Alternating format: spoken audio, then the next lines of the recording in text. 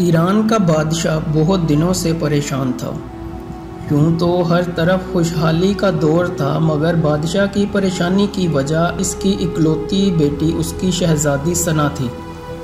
हर बाप की तरह बादशाह भी अपनी बेटी की शादी करके अपने फ़र्ज से सुबकदोश होना चाहता था, लेकिन शहजादी सना ने भी अजीब ऐलान कर रखा था कि जो शख्स इसके सवालों के दुरुस्त जवाब देगा वो उससे ही शादी करेगी। आसपास की रियासतों के कई शहजादे आए मगर नाकाम लौट गए। इस मुल्क में नौजवान तालिब इल्म भी रहता था। इसका नाम आज़म था। इसने अपने वालिद से कहा कि वो भी अपनी किस्मत आजमाना चाहता है। आज़म के वालिद उस्ताद थे और कई बरसों से लोगों में इल्म की रोशनी बांट रहे थे। मुल्क फारिस का वज़ीर आज़म बड़े बड़े दरबारी और शहर का काजी भी इनका शागिर्द था। बाप ने बेटे की ख्वाहिश देखी तो बोले, बेटा अगर तू नाकाम लौटा तो तेरा कुछ नहीं जाएगा। लोग क्या कहेंगे कि एक उस्ताद का बेटा नाकाम हो गया। आज़म अपने बाप से कहने लगा, बाबा बड़े बड़े शहजादे लौट गए, अगर मैं भी नाकाम हो गया तो क्या हुआ?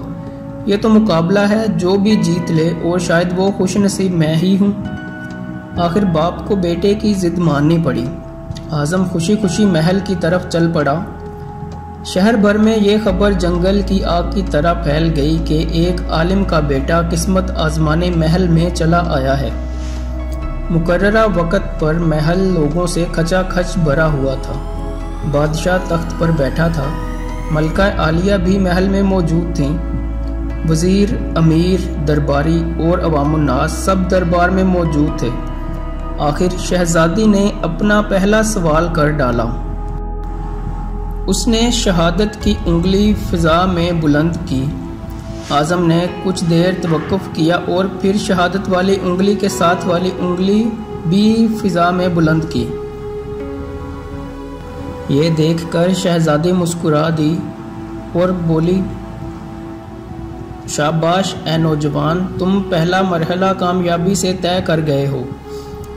दूसरे सवाल के लिए शहजादी कुर्सी से उठी और हाथ में तलवार लेकर हवा में चलाने लगी।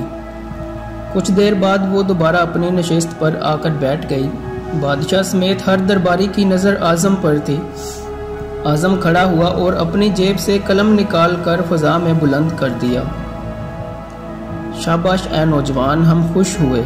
ये जवाब भी दुरुस्त है। मलका आलिया की आवाज़ दरबार में उभरी।